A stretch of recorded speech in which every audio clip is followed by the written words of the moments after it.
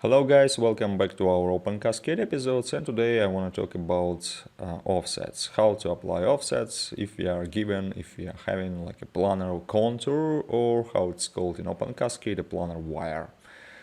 So let's imagine that we have a planar wire, so essentially somewhere in our 3D space, let me put it like Z, X and Y, we have a plane.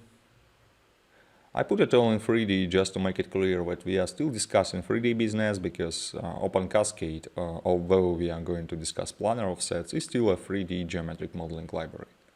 So what I want to do is I want to make a wire in the X or Y plane, and in the simplest case I just build like a polygon. Although it's not necessarily a polygon, because we can also build those edges as curved primitives like splines or circles or whatever else you might want to have there, including Bezier curve segments, for example. Alright, so let's imagine that we have this contour that would be represented with a topo-ds wire data structure in OpenCascade according to the data model of OpenCascade. And then what I want to do is I want to specify like an offset value, let it be just, I don't know, D, and then I make an offset for this contour. So it can go outside the contour or inside the contour, and there are a few options, of course, because here, for example, when I build an offset, if I want to keep the equal distance from each point of the offset to the original wire, I might want to connect those offset edges with circle arcs. This is one option. A different option would be just to keep those edges untrimmed until they intersect each other. So this is the second option. So basically this is what we want to achieve, and with OpenCascade, surprisingly enough, it's not that obvious how you would do this. It's definitely possible, but there are some obstacles that you might want to be aware of. Alrighty, so let's head over to our Visual Studio IDE, or whatever IDE you prefer. So I have here this viewer that I'm going to use to dump geometric primitives. This project is configured with CMake as usual. And if you have no idea what I'm talking about right now, you might want to check one of the previous episodes where we discuss how to get started. Alright, so what I want to do right now is I want to put like a plane, our drawing plane, where we'll create those offsets. So it's going to be geom plane entity. Here I'm just using this GP package, and in this GP class there is a static function or static method named X or Y that defines the local axis what I want to use as local axis of my plane. Now that I have a plane, I want to put some points onto this plane. So let's just define a few points that I want to connect together. I'm going to keep working in the 2D space, so I do not need this third coordinate Z, and that's why I'm using GP, X, Y coordinates.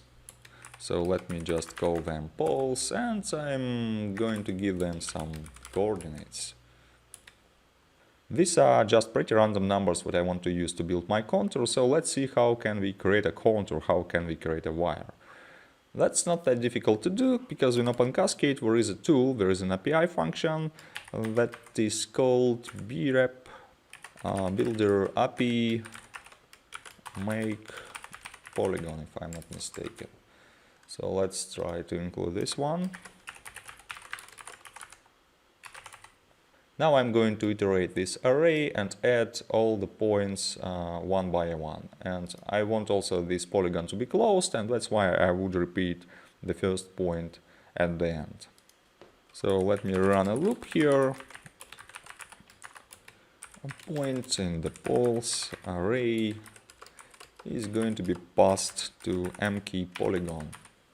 So here into this add function we are supposed to pass either a point as gppnt or a vertex as topo-ds vertex, and we do not have any of those because we have just two-dimensional points. That's basically not a problem, because if we come back to our drawing here, what we essentially have is we have this plane that is a parametric function that maps two-dimensional space into the three-dimensional space. And what we have so far are those point coordinates in this UV space. So somewhere there is like a local coordinate system. Let me put it like this, U and V. And then we have all those coordinates, all those points defined as U and V pairs. So we just need to pass those UV pairs into this surface equation, and then it evaluates into a 3D point. As simple as that. Alright, so coming back to our exercise, what we have to do, we have to take this point and evaluate our plane. So I'm taking my plane, and then there is a value method. There I'm supposed to pass U and V coordinates. So I'm just taking point X, which is essentially U, and then point Y, that is V. And this way I obtain a point. I would rather use this PT name here and change this variable name to UV in the loop, to be a bit more clear. And now I can add this point, this three-dimensional point, to the polygon builder. And at the end, once it is all done, I'll have this point added as the last one. And now I want to repeat the first point to make this polygon closed. So once we are done with that, we can extract a wire, we can extract a contour from this tool.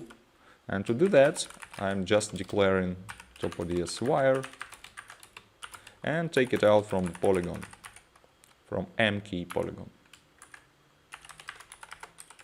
And here I also have this visual output stream where I dump all my entities so that I have them on the display. And also I think I made a mistake here. Of course it should be UV. Yep, and then I add this point. Alrighty, so it should work like that. Let's try to run it. So you see that we have this contour, we have this wire, it's sort of like a hexagonal object. And now let's try to apply offsets. To make an offset, I'm going to use a specific tool, which is brep offset API make offset. So I'm specifying here my input wire, then geom ABS intersection for the intersection style of joint, and then I just keep the default value for the last argument. So if I go inside here, into this header, then you see that this brep offset API make offset has various constructors, and I'm essentially using this one where we have like a profile or spline as it is called here, then joint type, and then some boolean flag that is false, and I do not care that much about this flag as of now. Well, yes, then let's try to make an offset finally. So I'm going to just use this perform method of it. Let it be, I don't know, 3 millimeters, maybe it makes some sense. And once I'm done with that, I can access the shape and I immediately dump it into my visual stream. So let's see what's going to happen. Alright, so you see that it kind of works. We have this original wire and then we have this offset. So far it's pretty expected and we do not have any troubles with this whole business, right? And let me also give a try to arc intersection mode. You see that now all those joints are turned into somewhat circular arcs. So it's all kind of expected, right? Alright, so far it looks close to trivial, and as you might guess, if it was that simple, then I would not have recorded this video at all. Let's see what are the difficulties. How can we challenge this offset algorithm? How can we make things more complicated? Actually, it's not that difficult to do. And let me start with just removing this last point from the offset. So I do not want this offset to be done on the closed wire anymore, and the wire is going to be open. Let's see what will be the result. So far it's all fine. You see that the initial wire is now open. I don't have this segment anymore, and offsets, they do not have any difficulties here in that case. And now let me also remove some points from the initial contour. So I'll keep just 3 points here. And let's see what's going to happen then. Again, it's all fine. And finally, okay, why not just to keep a straight line segment and build an offset on a straight segment? So here I am keeping just 2 points and run the offset algorithm once again. And you see that something bad is likely happening, because you see that the error code is not 0 anymore and the application essentially just crashed. Now I'm going to run it in the debug mode. Alrighty, so we have these 2 points, we have this polygon that is constructed, as we can see from here. The wire is not null, it's like a good shape. It has been dumped to our visual stream. And now we invoke this offset. And when we try to access the result, we see that, okay, shape is 0, shape is null. It means that no offset shape has been constructed. To understand why that has happened, we have to dig more into this offset function. So if we go inside here, okay, we see that there is this offset value, which is our 3 millimeters, and then there is a function named build domains. That is actually the problematic one. So if we step inside this function, then we see that, okay, there is some phase, and I cannot remember that I passed any phase in there, because I really did not. And that's why this phase is just null. And you see what happens now is the algorithm tries to build a phase out of the wire that we passed as an input contour. And then there is a Boolean flag that, if I remember well, is supposed to determine if this wire is planar or not. So you see that we access the wire, and then we step inside this make phase, and we see, okay, only plane is true, and then we try to build a phase out of our straight line segment. And that's basically the problem. So coming back to our drawing, what we essentially try to achieve is that we have a contour that is just a straight line segment. We still have somewhere a plane that we use to define this contour. And the problem here is that you can build a literally infinite number of planes passing through a straight line segment. And that's actually the problem, because the offset algorithm tries to build a phase out of this single straight line segment, but it has no idea how to build a plane because it doesn't have sufficient amount of information about it. It's only one line here. So as we see, the offset algorithm doesn't care about this edge case, and it's your business how to overcome this problem. So basically you have to understand in your code that you are dealing with just straight line segment and provide a somewhat workaround to work it around. Well, one probably obvious way how we can solve it is try to build an artificial phase, because as we saw, the offset algorithm tries to build a phase by itself, so why not to try to pass a phase there so that the offset algorithm would not build any phase by itself, and it would rather use what we provide. So now I am going to build a phase,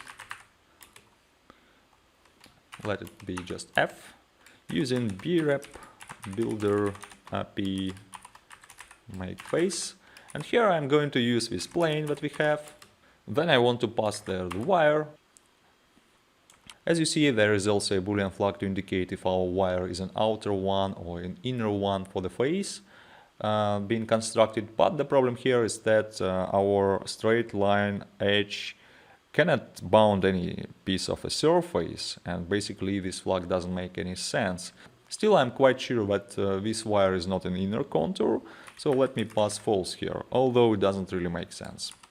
And the worst thing about it is that the phase we are going to construct is not going to be valid. According to the validity rules of OpenCascade, this phase is just broken.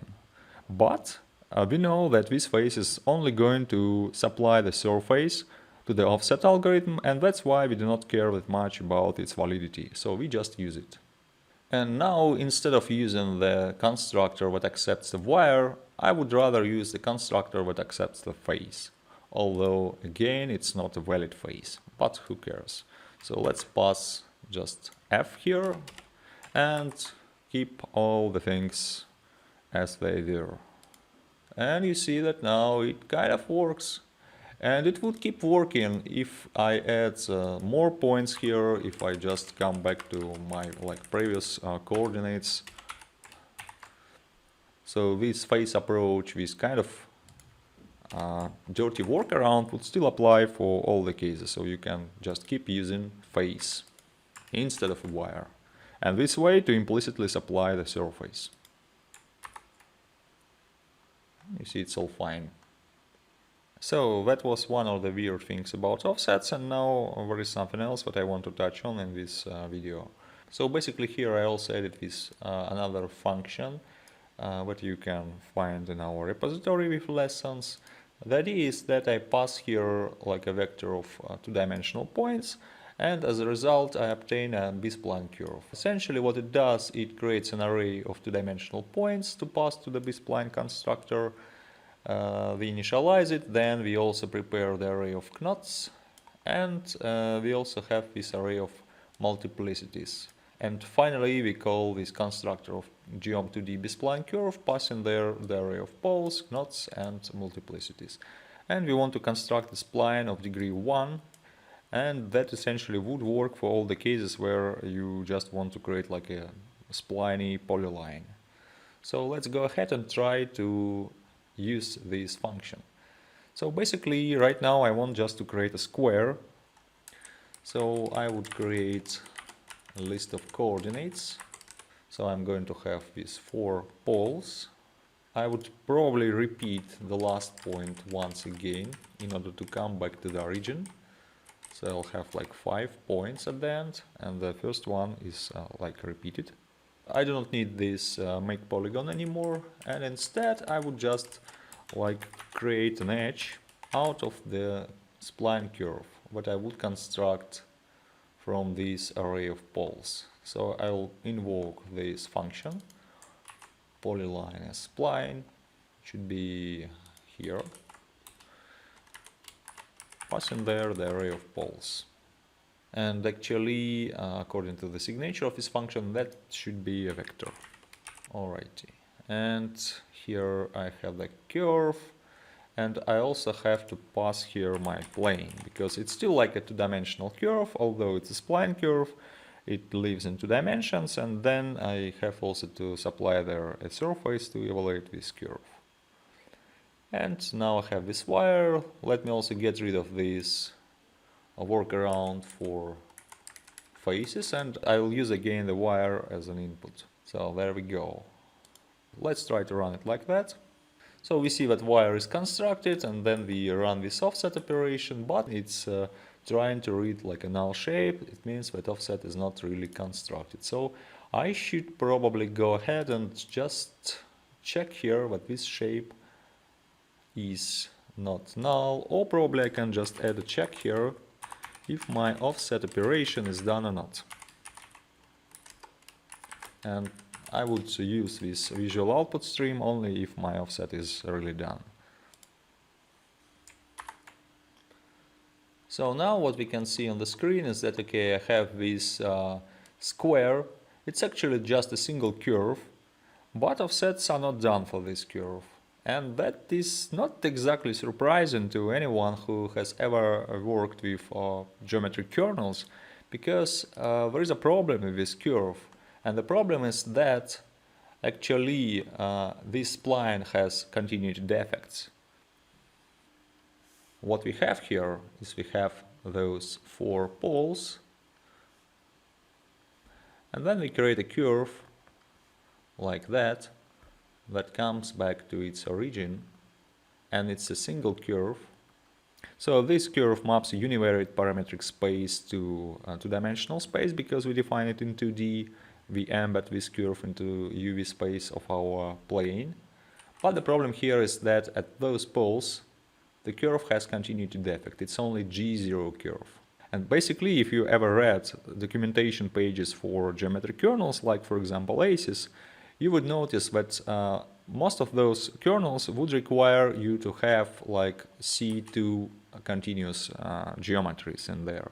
So if you happen to have a curve like that, then you're normally better to split your curve onto edges, so that you put a vertex here and vertex here, and instead of having just one edge, you need to end up with like 4 edges for this particular case. But let's give it another try, because I only tried to use this arc joint mode. That is potentially problematic for spliney curves, and I would want also to give a try to intersection mode of joint. And you see it is not working. Whichever joint mode I pass here, offsets would not work if you are only working with one closed spline or with a spline with defects. But if you try to like make a smooth spline out of it, so then it would work for a single curve at least, so you can try it by yourself. So now I'm going to modify this code, and instead of having just one edge for a curve, I would like to have like 4 edges. There we go. You see that offsets are still not done, but now I have like 4 edges. So it seems like this splitting technique did not solve the issue. But what if I change this intersection to arc again? And you see that now it kind of works. Well, offset value is probably too large here, but that's because actually I use different coordinates, and you see that if I change those ones to something like 10, it's probably going to be better, or at least more visually appealing. So you see that I have this original wire composed of 4 spline edges, and then I have this offset with all nice rounds. So I think that this result has to be explained, because it's not exactly obvious why did that happen. And actually you might have expected that actually it should work in both modes equally well. Well, that's not necessarily the case. To explain that, I probably have to come back to our drawing, and we have to take a closer look at our edges, because every edge here has an underlying curve. So we have this C1 of U, then here we have from this point to this point we have C2 of I don't know, let it be T, because these curves are generally speaking parameterized in different ways. So we have those 4 curves, and all those curves, they are splines. Essentially every C of U is something like that. Then there is like a spline function here, basis spline function. So the problem with those spline curves is that every curve like that is only defined in its own domain. So this U parameter belongs to U0 to U1. And if this spline is normalized when U0 is equal to 0 and U1 is equal to 1. And the problem here is that you cannot evaluate this spline curve outside of this region.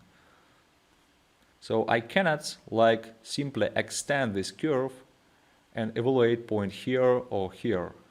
Well, frankly speaking, it is still possible, but offset operation would not do this. And that's simply because whichever spline object you take, would it be like a curve or a surface, were not well defined outside of their parametric regions. So basically what will happen once we try to offset them, the offset operation will take this curve and build another curve here, like an offset representation of this C1. Let me call it like C1 offset. All those offset curves will have a certain and equal offset distance from the original contour. But the problem is that since offsets cannot extend them, because spline objects are not defined outside their parametric bounds, it's not exactly valid to ask offset operation to intersect those curves, because they cannot be extended. But it's totally fine to ask offsets to connect those offset curves with circular arcs, because in order to connect them like this, they do not need to be extended. So here probably we need to draw some conclusions. And the first conclusion would be, do not use G0 curves for offsets. And whenever you have some continuity defect, switch to edges. Our second discovery here is that if you are using splines, then use arc joints. Our third discovery is related to those degenerated cases, where you might have this straight line segment that doesn't completely define a plane. So if you happen to have a curve that cannot be used to extract a plane unambiguously, when you should provide a plane, you should supply the plane explicitly to the offset. So you'd better pass faces and not wires to the offset algorithm.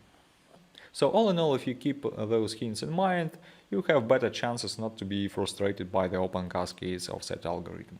Because sometimes it's really not quite obvious what's going wrong, and you have to kind of not only to try different options and to dig inside the algorithm and try this and that and to play with parameters, but sometimes you have to understand the mechanics of the offset to to understand why, for example, those spline curves can be easily extended until they intersect each other. I hope you found this information useful and see you in the next episodes.